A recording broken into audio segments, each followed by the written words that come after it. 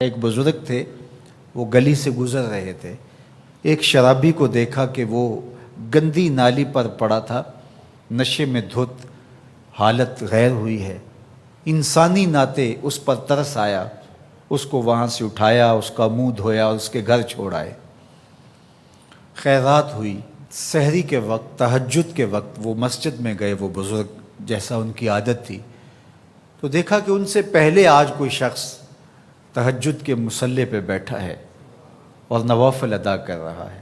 بڑی حیرت ہوئی، دیکھا تو یہ وہی شخص تھا جس کو آج دوپہر کو گندی نالی سے اٹھا کر کے اس کا منہ دھو کر کے ان کے گھر چھوڑ کے آئے تھے۔ تو حیرت سے کہا، بار الہ تیری قدرتوں کے رنگ، یہ آج ہی تو میں نے شراب خانے سے باہر گندی نالی پہ پڑا ہوا دیکھا۔ ہاتف سے آواز آئی، میرے بندے تو نے اس کا منہ دھو دیا تھا، میں نے اس کا دل دھو دیا۔ تو جب کوئی شخص اپنا منہ دھوتا ہے، اپنے ہاتھ دھوتا ہے، تو اللہ اس کے گناہ دھو ڈالتا ہے۔ تو یہ نصف الایمان ہے، یہ آدھا ایمان ہے۔ ہمارے دین نے ہمیں صفائی کا، ستھرائی کا، پاکیزگی کا، عفت کا، پاک دامنی کا حکم دیا ہے۔ اگر آپ مجھ سے پوچھیں کہ اسلام کا دوسرا نام کیا ہے، تو میں کہوں گا اسلام کا دوسرا نام دین طہارت ہے۔ علماء نے لکھا کہ ایک طہارت معنوی ہوتی ہے، ایک طہارت حسی ہوتی ہے۔ ہمارا دین متقاضی ہے اس بات کا کہ ہمارا دل شرک سے، کفر سے پاک ہو، ہمارا دماغ غرور سے، تکبر سے، اور ہمارا عمل ریا سے، ہمارا دل تصنع سے، بناوٹ سے، حقد، کینے اور بغض اور نفرتوں سے پاک ہو۔ مانوی نجاست سے ہم اپنے آپ کو پاک کریں۔ اسی طرح ہم ہر طرح کے حدث سے اپنے آپ کو پاک کریں، حد سے اصغر ہو یا حد سے اکبر ہو۔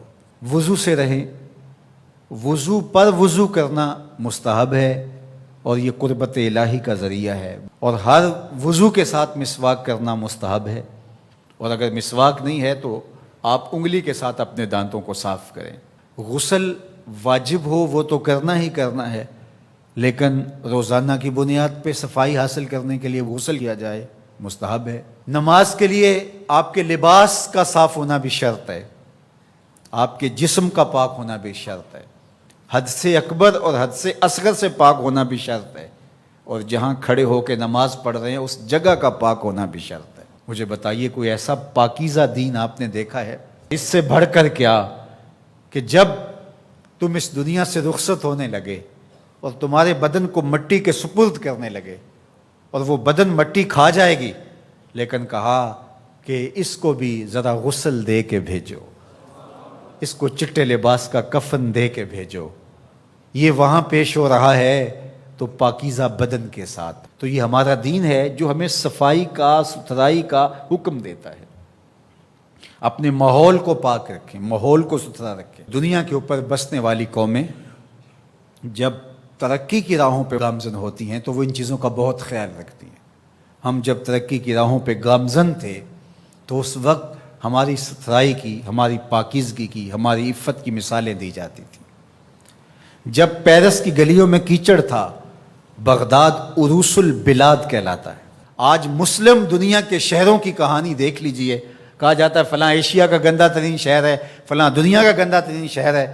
اپنے اطراف میں پھیلی ہوئی گندگیاں دیکھیے، گھر سے شاپر میں گندگی ڈال کر کے اپنے ہی گھر کے دروازے پہ پھینک کے ہم سمجھتے ہیں ہم نے گھر کی صفائی کر لی، وہی پھر پاؤں سے، گاڑی کے ٹائروں سے لگ کے پھر ہمارے اندر جا رہا ہوتا ہے۔ ہمارے دین نے تو ہمیں یہ کہا، اگر کوئی راستے میں گری پڑی چیز کو جو گزرنے والوں کے لیے رکاوٹ بنے، اس کو اٹھا کے ہم پھینک دیں تو یہ جنت کے راستے کی ضمانت بن جاتی ہے۔ اور ہم نے 8 فٹ کی گلی میں 3 فٹ کی تھڑی پکی ڈال دی، ہم نے جنریٹر باہر لگا دیا، ہم نے گھر کی موٹر باہر لگا دی۔ اگر ہمارے گھر کے پاس کوئی خالی پلاٹ موجود ہے تو وہ گندگی کا ڈھیر بن گیا ہے۔ گھروں کے اندر ہزاروں اخراجات ہیں لوگوں کے، 20، 25، 30 ہزار روپیہ ماہانہ خرچہ تو عام گھر کا ہے، لیکن جو عمرا ہیں 2-2، 4-4 لاکھ روپے ان کا ماہانہ خرچہ ہے۔ تو جہاں اتنا خرچہ ہر بندہ اپنے گھر میں کر رہا ہے، تو صرف 1-1 ہزار روپیہ ڈال کر کے اپنی گلی کی صفائی کا اہتمام نہیں کر سکتا؟ اپنے چھوٹے سے محلے کی صفائی کا اہتمام نہیں کر سکتا؟ اگر وہ کر لے تو 1,000 روپے اس کو بجلی کا بل بچ جائے. وہ جو روز دھوتا ہے اپنے گھر کو اور یہی گندگی پاؤں سے لگ کے اندر جا رہی ہوتی ہے، اگر محلہ صاف ہوگا تو یہ نہیں جائے گی. اس کا اپنا فائدہ ہے، اس کا 1,000 روپیہ پھر بھی بچ جائے گا. لیکن ہم اس کو کرنے کے لیے تیار نہیں. اپنے گھر کو صاف کر لیا اور باہر گندگی ڈال دی، اور دوسرے نے بھی اپنے گھر کو صاف کر لیا، باہر گندگی ڈال دی. راستے کے اندر گاڑی کھڑی کر دینا، چلتے راہ کے اندر ریت مٹی پھینک دینا، اور پھر 2 دن اس کو اٹھانا ہی نہ. لوگ اذیت سے گزرتے، کوئی بات نہیں. کس طرح کا معاشرہ بن گیا ہوا ہے. کس طرح بندہ گوارا کرتا ہے کہ اس نے سڑک پہ موٹر سائیکل کھڑی کی ہوئی ہے اور پیچھے ٹریفک رکی ہوئی ہے، اور وہ مزے سے جو ہے وہ اندر سے کلفی لے رہا ہے، کوئی اور چیز لے رہا ہے، اور لوگ ہارن بجا رہے ہیں، اور کہتا ہے بہ جو تنو آگے لگی ہے. وہ کہتے ہیں جی اس نے بھی تو روکا ہوا تھا، مجھے کیا ہے. عجیب کہانی ہے بھائی. کیا یہ ایک مسلمان کا طریقہ ہے؟ یہ تو ایک اچھے انسان کا طریقہ بھی نہیں ہے. مسلمان تو اس سے اوپر والے درجے کا شخص ہوتا ہے. اچھا انسان ہونا بہت بڑی بات ہے، اچھا مسلمان ہونا تو اس سے بڑی بات ہے.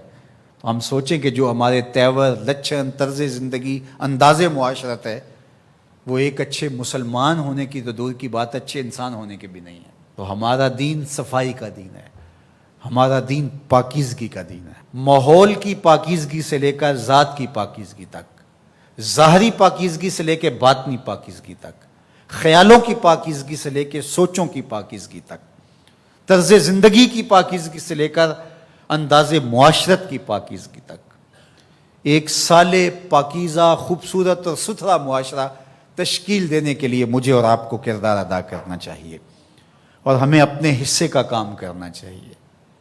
چیزوں میں ترتب ہو، خوبصورتی ہو، نظم ہو، اور کسی کے لیے قذر کا، تکلیف کا، نقصان کا